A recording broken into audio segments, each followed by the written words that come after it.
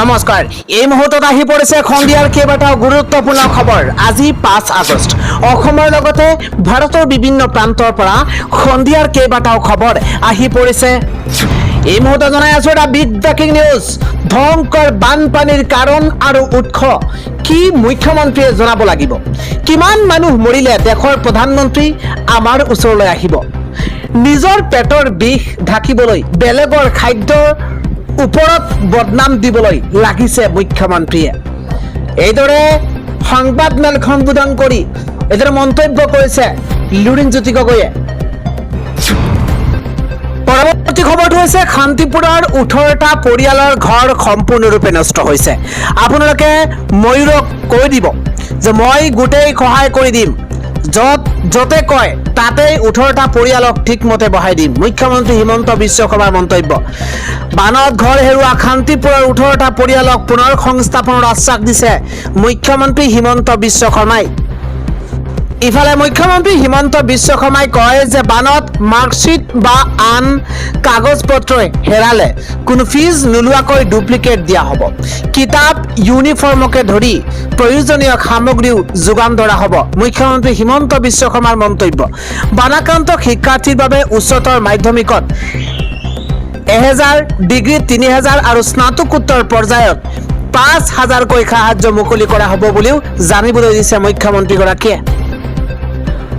পৰৱৰ্তী খবৰটো হৈছে 15 বছৰীয়া এগৰাকী কিশোৰীৰ সৈতে প্ৰধানমন্ত্ৰীয়ে যুঁজিলে তাই ন্যায় কেনেকৈ পাব।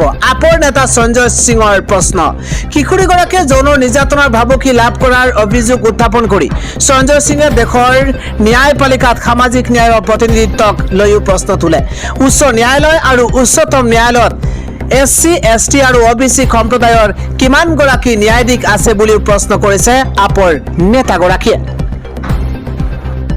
ইফালে আমেৰিকাৰ গোলামী বন্ধ কৰক, নৰেন্দ্ৰ মোদী লাজ কৰক। E20 ইন্ধনৰ বিৰুদ্ধে প্ৰতিবাদ আপৰ সাংসদগৰাকীৰ। আপৰ সাংসদ সঞ্জয় সিঙৰ শ্লোগান। E20 ইন্ধন নীতিক লৈ কেন্দ্ৰীয় চৰকাৰৰ বিৰুদ্ধে প্ৰতিবাদ সাব্যস্ত কৰিছে আপৰ সাংসদগৰাকীয়ে। জনাইছো পৰৱৰ্তী খবৰ। অমিত শ্বাহ যি পদত আছে জনসাধাৰণৰ প্ৰতি তেওঁৰ দায়বদ্ধতা আছে। এই মন্তব্য কংগ্ৰেছ সাংসদ প্ৰিয়ংকা গান্ধীৰ। ছাত্ৰৰ ওপৰত গুলী, পেলেট গান, কন্দুৱা গেছ আৰু লাঠি চাৰ্জ চলোৱাৰ অভিযোগ উত্থাপন কৰি প্ৰিয়ংকাই কয় যে এই সকলো কাৰোবাৰ নিৰ্দেশতেই আছে। অমিত শ্বাহে ইয়াৰ দায়িত্ব লওক। ইফালে প্ৰিয়ংকা গান্ধীয়ে কৈছে যে দেশত গণতন্ত্ৰ আছে, এয়া কাৰো ৰাজ দৰবাৰ নহয়। অমিত শ্বাহ যি পদত আছে জনসাধাৰণৰ প্ৰতি তেওঁৰ দায়বদ্ধতা আছে। ছাত্ৰৰ ওপৰত গুলী, পেলেট গান, কন্দুৱা গেছ আৰু লাঠি চাৰ্জ চলোৱাৰ অভিযোগ উত্থাপন কৰিছে প্ৰিয়ংকাই আৰু কৈছে এই সকলো কাৰোবাৰ নিৰ্দেশতেই হৈছে। অমিত শ্বাহে ইয়াৰ দায়িত্ব লওক। আগবাঢ়িছো পৰৱৰ্তী খবৰ। জম্মু কাশ্মীৰৰ জনসাধাৰণক তেওঁলোকৰ অধিকাৰ আৰু ৰাজ্যৰ মৰ্যাদা ঘূৰাই দিব লাগিব। মন্তব্য কংগ্ৰেছ নেতা পৱন খেৰাৰ। দিল্লীত পৱন খেৰাই কয় যে বিৰোধীয়ে জম্মু কাশ্মীৰৰ ৰাজ্যৰ মৰ্যাদা পুনৰ প্ৰতিষ্ঠাৰ লগতে ভূমি, চাকৰি, সুযোগ সুবিধা আৰু সম্পদৰ ক্ষেত্ৰত সাংবিধানিক অধিকাৰ পুনৰুদ্ধাৰৰ দাবী জনাইছে। জনাইছো পৰৱৰ্তী খবৰ। প্ৰধানমন্ত্ৰী সংসদলৈ আহক আৰু দেশৰ গুৰুত্বপূৰ্ণ বিষয়সমূহৰ উত্তৰ দিয়ক। কিন্তু দুখৰ বিষয় প্ৰধানমন্ত্ৰী নৰেন্দ্ৰ মোদী, গৃহমন্ত্ৰী অমিত শ্বাহ দুয়োগৰাকী সদনৰ পৰা অনুপস্থিত। গৌৰৱ গগৈ মন্তব্য। দেশৰ বিভিন্ন বিষয়ত চৰকাৰৰ জবাবদিহিতাক লৈ প্ৰশ্ন উত্থাপন কৰিছে কংগ্ৰেছ নেতা গৌৰৱ গগৈয়ে। জনাইছো আন এটা খবৰ। বিজেপিয়ে জনতাক ঠগিবলৈকে উপ নিৰ্বাচনত পৰাজয় বৰণ কৰিছে, যাতে এতিয়া EVM-ক লৈ আলোচনা নহয়। মন্তব্য অখিলেশ যাদৱৰ। বাকীপুৰৰ নিৰ্বাচনী ফলাফলক লৈও কটাক্ষ কৰিছে অখিলেশ যাদৱে। নিৰ্বাচনত হৰাৰ পিছতো বিজেপিৰ মানুহে বিজেপিকে লাড্ডু খুৱাইছে। এবাৰ ভাবক, চিন্তা কৰক। মন্তব্য অখিলেশ যাদৱৰ। পৰৱৰ্তী হৈছে ৰাহুল গান্ধীয়ে ইটালিয়ান মাফিয়াৰ দৰে কাম কৰিছে। ৰাহুল গান্ধীক লক্ষ্য কৰি এই তীব্ৰ মন্তব্য কৰিছে বিজেপিৰ মুখপাত্ৰ গৌৰৱ ভাটিয়াই কৈছে যে ৰাহুল গান্ধীয়ে ইটালিয়ান মাফিয়াৰ দৰে কাম কৰিছে। আন এটা ডাঙৰ খবৰ। এতিয়া ইঞ্চুৰেঞ্চ নথকা বাহনে নাপাব পেট্ৰল। ইঞ্চুৰেঞ্চ নথকা বাহনে পেট্ৰল নাপাব, সমান্তৰালভাৱে বৃহৎ জৰিমনা ভৰিব লাগিব। এই মুহূৰ্তত দেশৰ সৰ্বোচ্চ ন্যায়ালয়ৰ তৰফৰ পৰা কঠোৰ নিৰ্দেশনা।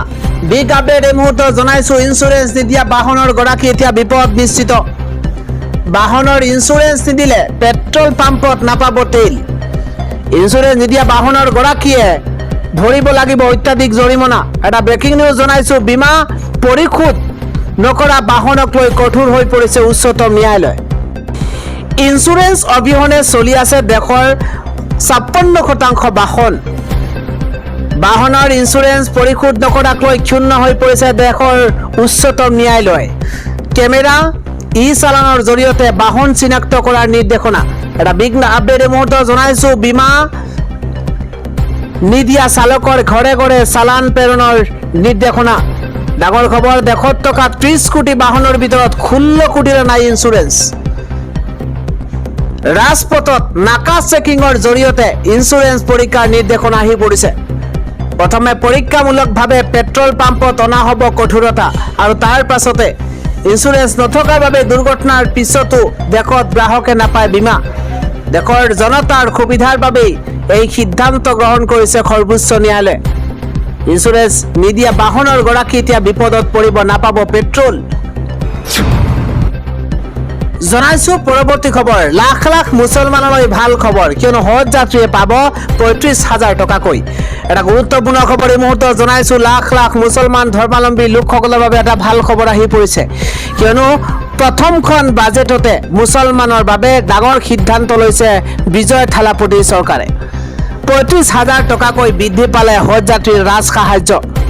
এটা ব্ৰেকিং এই মুহূৰ্তত জনাইছো, 35,000 টকালৈ বৃদ্ধি পাইছে হজ যাত্ৰীৰ ৰাজ সাহায্য।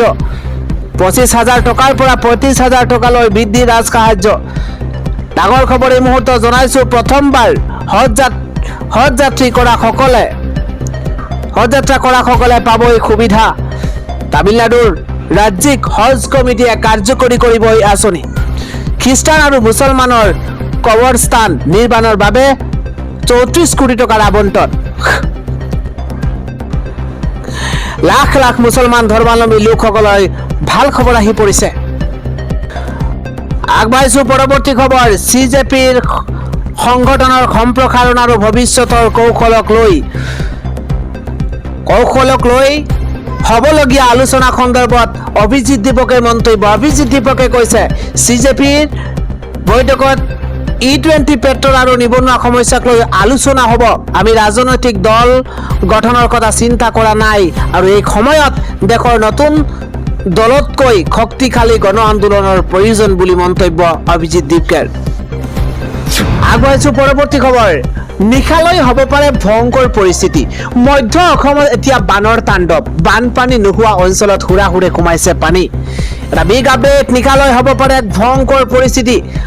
মধ্য অসমত এতিয়া বানৰ বিভীষিকা। এইবাৰ গহপুৰত 3খনকৈ নৈয়ে কাল ৰূপ ধাৰণ কৰিছে। আমি তিনিখনকৈ সেই নদীৰ নাম আমি জনাম। গহপুৰত 3খনকৈ নৈয়ে কাল ৰূপ ধাৰণ কৰিছে। টালি টোপোলা বান্ধি এতিয়া ঘৰ দুৱাৰ এৰিছে গাঁওবাসীয়ে। যিকোনো মুহূৰ্ততে ঘৰৰ মুদচ পাবগৈ পানীৰ ঢলে। মাথাউৰি ছিঙি বানে বুঢ়াইছে কেইবাখনো গাঁও। এটা ব্ৰেকিং নিউজ, মথাউৰি ছিঙি বানে বুঢ়াইছে কেইবাখনো গাঁও। চহৰৰ মাজেৰে বৈ গৈছে পানী। এটা ব্ৰেকিং নিউজ, কুকুৰজান নৈৰ মথাউৰিয়ে বুঢ়াইছে ৰাজহ চক্ৰৰ কাৰ্যালয়, চিকিৎসালয়। ব্ৰহ্মজান নৈৰ মথাউৰি ছিঙি গাঁৱত সোমাইছে হুৰাহুৰে পানী। পানী ঢলে উঠুৱাই লৈ গৈছে কালভাৰ্ট। চৌদিশে হাহাকাৰ এতিয়া। খুলেঙি নৈৰ পানীয়ে বুঢ়াইছে বহু অঞ্চল। নিশালৈ হ'ব পাৰে এক ভয়ংকৰ পৰিস্থিতি।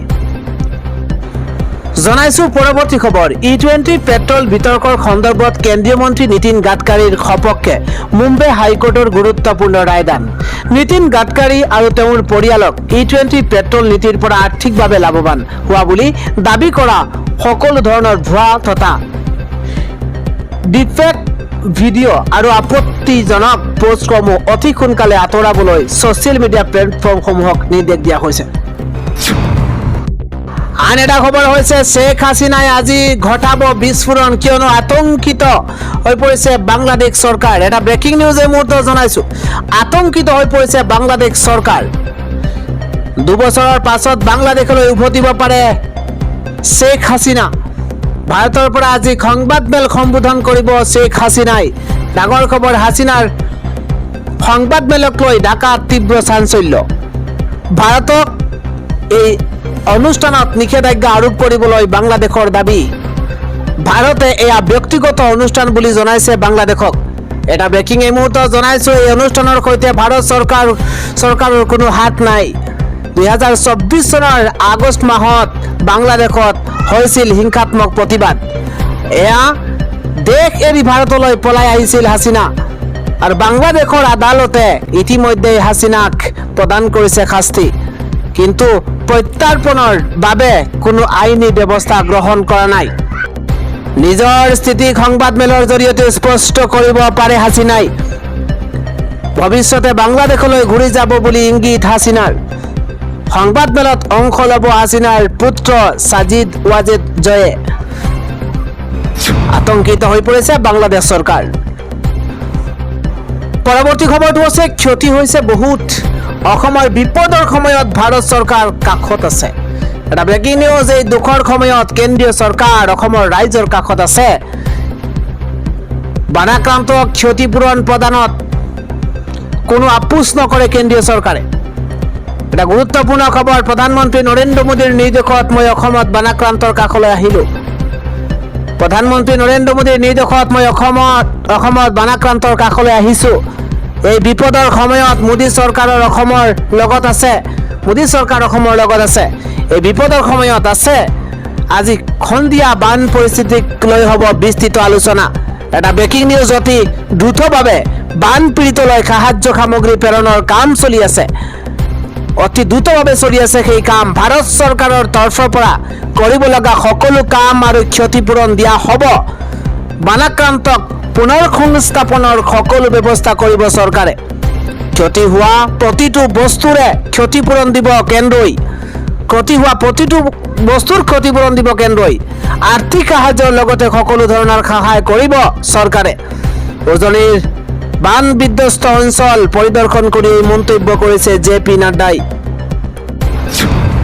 আগবাঢ়িছো আন এটা খবৰ, বান সাহায্য প্ৰদানৰ নামত চলিছে দুৰ্নীতি। পলায়ন কৰিছে এতিয়া গাঁও প্ৰধান। বিগ আপডেট এই মুহূৰ্তত জনাইছো, 15,000 টকা বান সাহায্যৰ নামত ভয়ংকৰ দুৰ্নীতি। এইবাৰ বঞ্চিত বন্যাৰ্তৰ ৰুদ্ৰৰূপ দেখি এতিয়া পলায়ন কৰিছে গাঁও প্ৰধানে। এটা বেয়া খবৰ বুলি ক'ব লাগিব, কিয়নো বান পীড়িতৰ বিপৰীতে পানী নোসোমোৱাৰ এলেকাৰ লোকক বান সাহায্য বিতৰণৰ অভিযোগ উত্থাপন হৈছে। নিৰ্লজ্জ কাণ্ড বুলি ক'ব লাগিব। নিজৰ আপোন মানুহকে সুবিধা দিয়াৰ অভিযোগ। এফালে বানত টকবকাইছে জনতা, নিজৰ আপোন মানুহকে সুবিধা দিয়াৰ অভিযোগ উত্থাপন হৈছে। তিতাবৰৰ 2 নম্বৰ মাজগাঁৱত গাঁও প্ৰধান জয়নাথ দাসৰ বিৰুদ্ধে অভিযোগ উত্থাপন হৈছে। ডাঙৰ খবৰ, গাঁও প্ৰধান আৰু পুত্ৰৰ গুণ্ডাৰাজক লৈ উগ্ৰমূৰ্তি এতিয়া ৰাইজৰ। গাঁও প্ৰধানৰ বিৰুদ্ধে মুখ্যমন্ত্ৰীক ব্যৱস্থা লোৱাৰ বাবে আহ্বান জনাইছে ৰাইজে। সাহায্য বিচাৰি যোৱা বন্যাৰ্তক অস্ত্ৰলৈ খেদি অহাৰ অভিযোগ উত্থাপন হৈছে। 15,000 টকা বান সাহায্যৰ নামত চলিছে ভয়ংকৰ দুৰ্নীতি। জনাইছো পৰৱৰ্তী খবৰ, ৰাজ্যজুৰি বতৰে কাল ৰূপ ধাৰণ কৰাৰ সম্ভাৱনা। 35খন জিলাতে এলাৰ্ট জাৰি কৰিছে বতৰ বিজ্ঞান কেন্দ্ৰই। 4 জিলাতে অৰেঞ্জ এলাৰ্ট জাৰি কৰিছে। তাৰ ভিতৰত গোলাঘাট, তিনিচুকীয়া, বাক্সা, বঙাইগাঁৱত প্ৰবল বৃষ্টিপাতৰ এলাৰ্ট জাৰি কৰিছে বতৰ বিজ্ঞান কেন্দ্ৰই। আন এটা খবৰ হৈছে, বিহাৰৰ উপ নিৰ্বাচনৰ ফলাফলে টোপনি হাৰিছে বিজেপিৰ। বিহাৰৰ বিধানসভাৰ উপ নিৰ্বাচনত বিজেপিৰ ৰাষ্ট্ৰীয় সভাপতি নীতিন নবীনৰ গৃহ সমষ্টি বানকিপুৰত দলটোৰ প্ৰাৰ্থীৰ পৰাজয়ে বিজেপিক গভীৰ চিন্তাত পেলাইছে। জেনজিৰ আন্দোলনৰ পাছত অনুষ্ঠিত এই প্ৰথমটো নিৰ্বাচনত অবিশ্বাস্যভাৱে সমষ্টিটোত জয়লাভ কৰিছিল জন খুৰুজ পাৰ্টিৰ প্ৰতিষ্ঠাপক প্ৰশান্ত কিশোৰে। উল্লেখযোগ্য যে এই সমষ্টিটোত পূৰ্বে নীতিন নবীনৰ পিতৃয়ে প্ৰতিনিধিত্ব কৰিছিল আৰু তাৰ পাছত ধাৰাবাহিকভাৱে সমষ্টিটোৰ পৰা জয়ী হৈ আহিছিল নীতিন নবীন। বিজেপিৰ ৰাষ্ট্ৰীয় সভাপতিৰ দায়িত্ব লোৱাৰ পাছত তেওঁ এই সমষ্টিটোৰ বিধায়ক পদৰ পৰা পদত্যাগ কৰিছিল আৰু সেয়েহে উক্ত সমষ্টিটোত বিজেপিৰ প্ৰাৰ্থীৰ বিজয় প্ৰায় নিশ্চিত বুলি ধৰা হৈছিল। অৱশ্য সমষ্টিটোৰ প্ৰাৰ্থিত্ব প্ৰদানক লৈ বিহাৰৰ বিতৰ্কিত মুখ্যমন্ত্ৰী সম্ৰাট চৌধুৰী আৰু নীতিন নবীনৰ মাজত মত বিৰোধ হৈছিল। নিৰ্বাচনী ফলাফল ঘোষণা হোৱাৰ পিছত বিজেপিৰ কেন্দ্ৰীয় নেতৃত্বই এই পৰাজয়ক সহজভাৱে লোৱা নাই। ফলাফল ঘোষণাৰ এদিন পাছতে প্ৰধানমন্ত্ৰী নৰেন্দ্ৰ মোদীয়ে বিহাৰৰ প্ৰাক্তন মুখ্যমন্ত্ৰী নীতিশ কুমাৰক মাতি নি দলটোৰ শীৰ্ষ নেতৃত্বৰ সৈতে এক জৰুৰী বৈঠকত মিলিত হয়। উল্লেখযোগ্য যে NDAৰ এই পাৰ্লিমেণ্টাৰী বৈঠকত বিহাৰৰ সাম্প্ৰতিক সময়ৰ ৰাজনৈতিক পৰিৱেশ আৰু শেহতীয়া উপ নিৰ্বাচনৰ ফলাফলৰ সন্দৰ্ভত বিশদভাৱে আলোচনা কৰা হয়। পৰৱৰ্তী হৈছে ইউক্ৰেইনৰ ৰাজধানী কিয়েভত ৰাছিয়াৰ ভয়ংকৰ আক্ৰমণৰ ফলতে 15 গৰাকীৰ মৃত্যু আৰু 44 জন গুৰুতৰভাৱে আহত হৈছে। এই আক্ৰমণৰ ফলত ৰাজধানী চহৰখন আৰু ইয়াৰ আশে-পাশে থকা অঞ্চলসমূহত ব্যাপক ধ্বংসলীলাৰ সৃষ্টি হোৱা পৰিলক্ষিত হৈছে। ইউক্ৰেইনৰ ৰাষ্ট্ৰপতি ভ্লাদিমিৰ জেলেনস্কিৰ আৰু জৰুৰীকালীন সেৱা বিভাগৰ তথ্য অনুসৰি এই আক্ৰমণৰ ফলত ৰাজধানী চহৰখন আৰু ইয়াৰ আশে-পাশে থকা অঞ্চলসমূহত ব্যাপক ধ্বংসলীলাৰ সৃষ্টি হৈছে। ইউক্ৰেইনীয় সামৰিক বাহিনীৰ তথ্য অনুসৰি ৰাছিয়াই নিশাৰ আন্ধাৰত এক সংহাৰী আক্ৰমণ সংঘটিত কৰিছে। লগতে 24খন বেলিষ্টিক মিছাইল, 4খন জিৰকন আৰু লগতে হাইপাৰছনিক মিছাইল, 115খন ড্ৰোন। ইউক্ৰেইনৰ প্ৰতিৰক্ষা বাহিনীয়ে 115খন ড্ৰোনৰ ভিতৰত 98খন আকাশতে ধূলিসাৎ কৰিবলৈ সক্ষম হৈছে, যদিও বেলিষ্টিক মিছাইলসমূহ ভেজিবলৈ ব্যৰ্থ হৈছে। ৰাষ্ট্ৰপতি জেলেনস্কিয়ে প্ৰকাশ কৰা মতে ৰাছিয়াৰ এই আক্ৰমণৰ মূল লক্ষ্য আছিল সাধাৰণ ব্যৱসায়িক উদ্যোগসমূহ, খাদ্য আৰু নিৰ্মাণ সামগ্ৰীৰ গুদামঘৰ, ৰেলৱে ষ্টেচন তথা অসামৰিক আন্তঃগাঁথনি। কিভৰ কাষৰীয়া ব্ৰভাৰী, বুচা আৰু ফাষ্টিভ জিলাৰ কেইবাটাও স্থানত আক্ৰমণৰ পিছত ভয়াৱহ অগ্নিকাণ্ড সংঘটিত হৈছে। ব্ৰভাৰী আৰু কাষৰীয়া গাঁওসমূহৰ ডাঙৰ ডাঙৰ গুদামঘৰতো দাও দাওকৈ জ্বলি উঠিছে জুই।